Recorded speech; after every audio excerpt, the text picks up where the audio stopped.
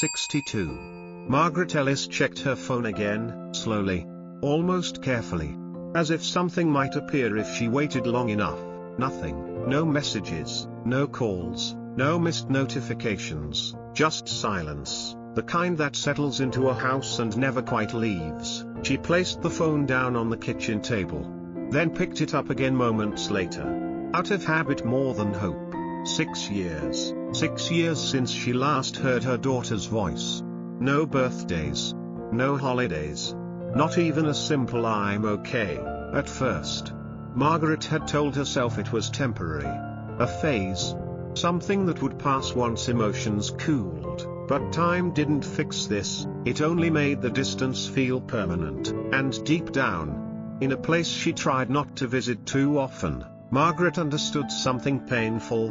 This silence wasn't accidental, it was chosen, and she was the reason for it. Margaret wasn't a cruel mother, she was a careful one, organized, disciplined, protective, the kind of mother who planned everything, from what her daughter wore, to what she studied, to who she spent time with. "I'm just trying to help you succeed," she would say, and for a while, it worked. Her daughter, Lily, got good grades, stayed out of trouble, followed every rule.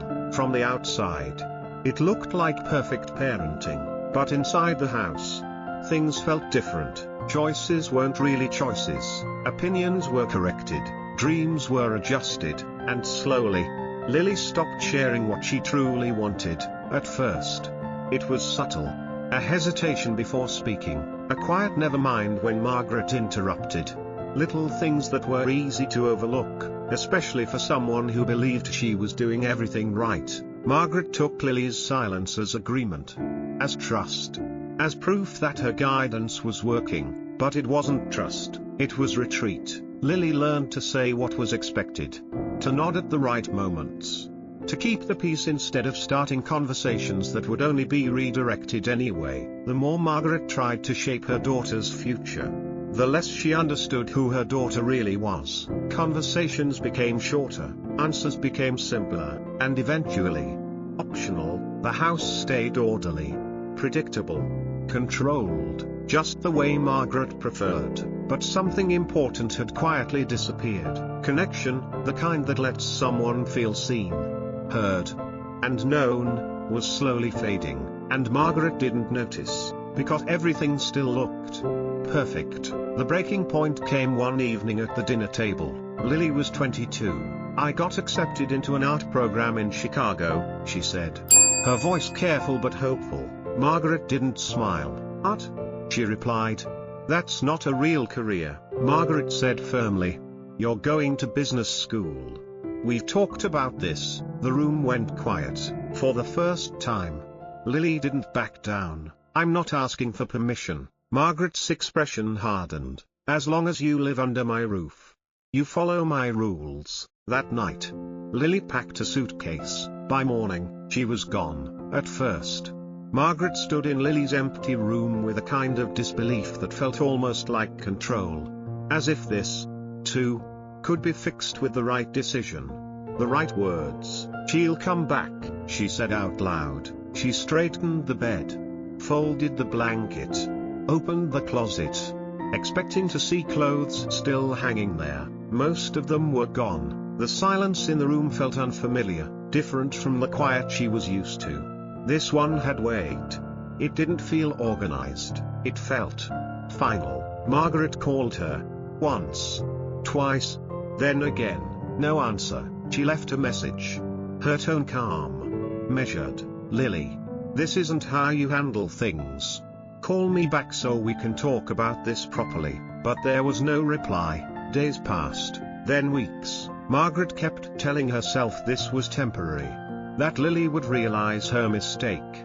That structure, stability, everything Margaret had tried to give her, would pull her back. But deep down, something unsettled began to grow. For the first time, Margaret wasn't deciding what happened next. She was waiting, and she didn't know how to do that. At first, Margaret was certain Lily would come back. "She just needs time," she told friends. Weeks passed, then months, Calls went unanswered, messages unread. Eventually, Margaret stopped trying, but not because she didn't care, because she didn't know how to reach someone she had never really listened to. At first, the silence felt like defiance, then it became distance, and eventually, it turned into something harder to name: absence. Margaret kept herself busy. The house stayed spotless. The routines stayed intact. Morning coffee at the same time. Groceries on the same day. Everything exactly where it should be, except Lily. Her room remained untouched. Not preserved out of sentiment, but out of uncertainty. Margaret didn't know whether to keep it the same, or accept that it no longer mattered. Sometimes, she would stand at the doorway, looking in without stepping inside, as if crossing that line would mean admitting something she wasn't ready to face. Friends stopped asking about Lily. Conversations shifted. Life moved forward, for everyone else, but not for Margaret, because the one thing she had always been certain about, her role, her purpose, her way of doing things, no longer worked, and for the first time in her life, she couldn't fix it. She replayed that night at the dinner table more often than she cared to admit, not the argument, but the moment Lily said, "I'm not asking for permission."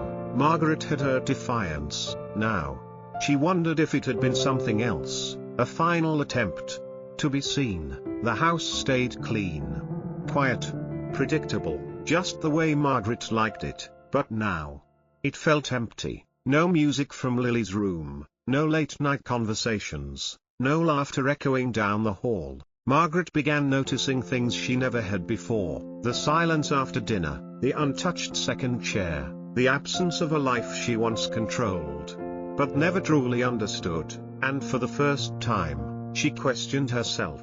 Had she protected her daughter, or pushed her away? The question didn't leave, it followed her through the house, settling into the spaces where Lily used to be. In the kitchen, where conversations had once been corrected instead of heard. In the hallway, where footsteps had slowly faded. In the living room, where silence now felt louder than any argument. Margaret started remembering things differently, not the version where she was right, but the version where Lily had tried. The small pauses before speaking, the quiet "it's fine" that never really meant fine, the way her daughter's eyes would dim just slightly when she was told what was best for her. Margaret had called it guidance. Now, it felt like control, and for the first time, she allowed herself to sit with something she had avoided for years. Regret, not loud, not dramatic, just steady and undeniable. She reached for her phone more often after that, scrolled through old messages that had never been answered, typed new ones, then deleted them. Because what do you say to someone when you're finally ready to listen, but they're no longer there to speak? Then one afternoon, a message appeared, unknown number. Margaret hesitated before opening it. "Hi, Mom." Her breath caught. "I had a baby."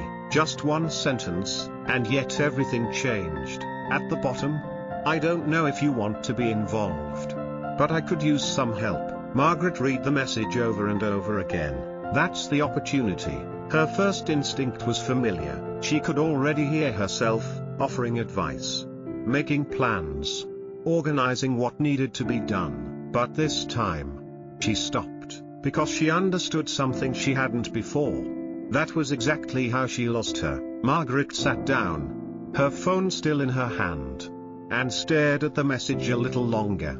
Not for what it said, but for what it didn't. She typed a response, stopped, deleted it, tried again, this time slower. "Hi, Lily. I'm here if you need me. I'll follow your lead." She read it twice. It didn't sound like the old her, and maybe that was the point. When she finally hit send, her heart was racing, not from control, but from uncertainty. For the first time, Margaret wasn't stepping in with answers. She was waiting, and learning how to show up without taking over. Margaret stood outside a small apartment building in Chicago. Nothing like the home Lily grew up in. She almost turned around, but then the door opened, and there she was, Lily, older, tired, different, holding a baby in her arms. For a moment, neither of them spoke. Then Margaret said softly, "You look happy." Lily gave a small nod. "I'm trying." Margaret glanced at the baby. "Can I?" Lily hesitated, not out of anger, but caution. Then, slowly, she handed the baby over, and just like that, Margaret felt something she hadn't felt in years. Not control, not authority, just connection. The baby shifted gently in her arms, small and warm, completely unaware of the history standing between them.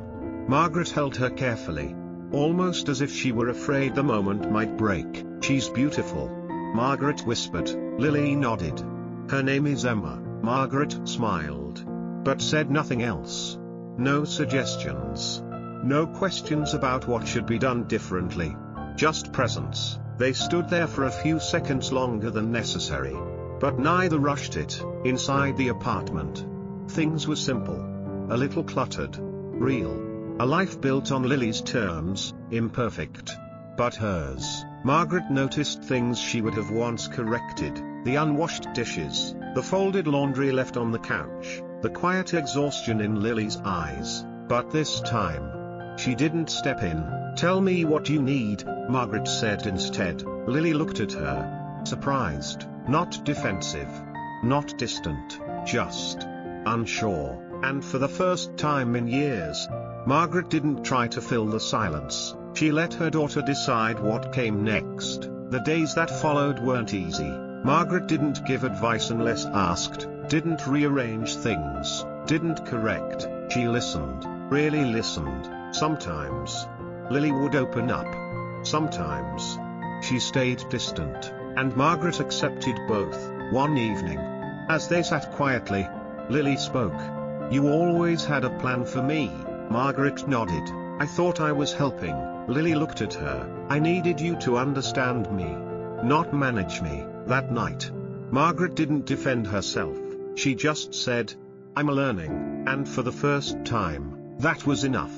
The silence that followed wasn't uncomfortable. It was different, not because everything was fixed, but because nothing was being forced. Over the next few days, small things began to shift. Lily started asking for help, not with decisions, but with moments. "Can you hold her while I shower? Can you watch her for a bit?" Simple requests, but to Margaret, they meant everything. One afternoon, as Margaret rocked Emma to sleep, she noticed Lily watching from across the room. Not guarded this time, just observing. "You're good with her," Lily said quietly. Margaret smiled gently. "I'm trying not to mess this up."